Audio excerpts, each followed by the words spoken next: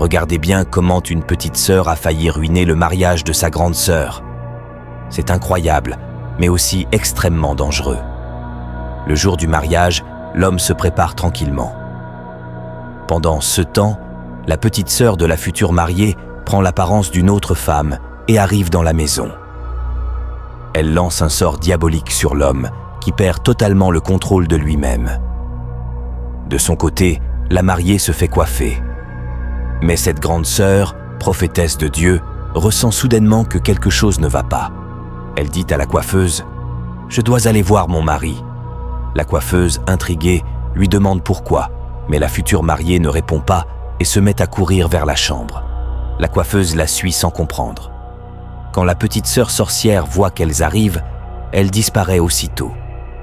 En entrant dans la chambre, la grande sœur découvre son fiancé allongé, inerte. Elle est prise de panique. La coiffeuse, elle, ne comprend toujours pas ce qui se passe. La prophétesse s'écrie « Seigneur, ne m'abandonne pas !» Puis, avec assurance, « Le Dieu que je sers ne m'a jamais laissé tomber. J'ai confiance en lui. » Elle commence alors à prier avec ferveur. Soudain, la petite sœur revient, cette fois sous les traits d'une autre amie du quartier, et entre dans la chambre. La grande sœur interrompt sa prière et dit fermement « Esprit impur, quitte cette chambre maintenant. » Mais la fausse amie proteste. « Moi ? Un mauvais esprit ? Tu racontes quoi ?» La coiffeuse tente de raisonner la mariée. « Tu ne la reconnais pas ? C'est une de tes amies. Tu rêves ou quoi ?»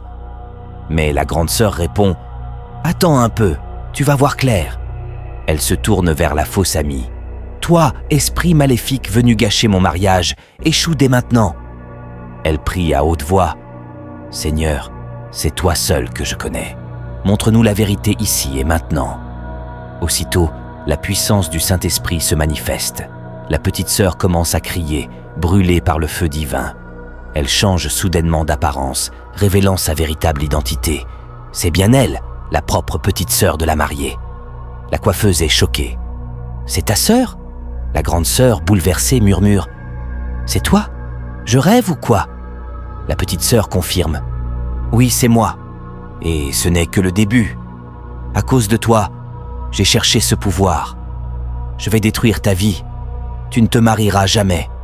Depuis 5 ans, je suis dans ton ombre. Tu as tout pris après la mort de maman et tu m'as laissé souffrir. Je vais te faire payer. Tu finiras seul, sans enfant, et tu regretteras d'être né. » Elle poursuit avec rage. « Tu te souviens quand j'avais faim et que tu me rejetais ? Tu vivais dans l'abondance et moi, je mendiais. Aujourd'hui, regarde ton mari à l'article de la mort. Et tu crois que ton Dieu va faire quelque chose ? » La coiffeuse dit à la mariée « Ta petite sœur détient un pouvoir très fort, c'est clair. » Puis elle s'adresse à la sorcière. « Tu n'as même pas honte ? Te battre contre ta propre sœur pendant 5 ans ? Quelle méchanceté !» La grande sœur répond avec assurance. « Tu as échoué comme à chaque fois. Cette fois, c'est fini. » La coiffeuse insiste. « Il faut absolument la chasser, sinon elle te tuera un jour. » Mais la prophétesse réplique. « Attends de voir. » Puis, s'adressant à sa sœur. « Tu as osé m'attaquer ? Dieu te jugera. Tu dis que j'ai pris les biens de maman ? Dis-moi lesquels. » Pendant que je me battais pour réussir, toi tu ne faisais rien. Elle continue. « Regarde bien mon mari. Il va se réveiller au nom de Jésus-Christ de Nazareth. Tu m'as plongé dans l'obscurité, mais aujourd'hui, je suis dans la lumière. Plus jamais tu ne pourras m'atteindre. Quiconque lutte contre moi, lutte contre Jésus-Christ. » La petite sœur commence à faiblir, sentant qu'elle perd la bataille. Elle dit « Je vais partir. » Mais la grande sœur poursuit sa prière. « Toi, esprit malveillant qui refuse l'élévation de ta sœur, reçois maintenant le feu du Saint-Esprit. » Et la prière est exaucée. Sa petite sœur pousse un cri strident, puis disparaît. Elle reste stupéfaite. La coiffeuse demande « Et maintenant, ton mari ?» La mariée répond avec foi « Dieu va le relever. » Elle prie à nouveau avec intensité. « Seigneur, toi qui as sauvé David face à Goliath, toi qui as gardé Jonas dans le ventre du poisson, interviens maintenant et sauve la vie de mon mari. » Aussitôt, un souffle divin descend sur l'homme. Il reprend vie et se redresse. « Qu'est-ce qui m'est arrivé ?» demande-t-il.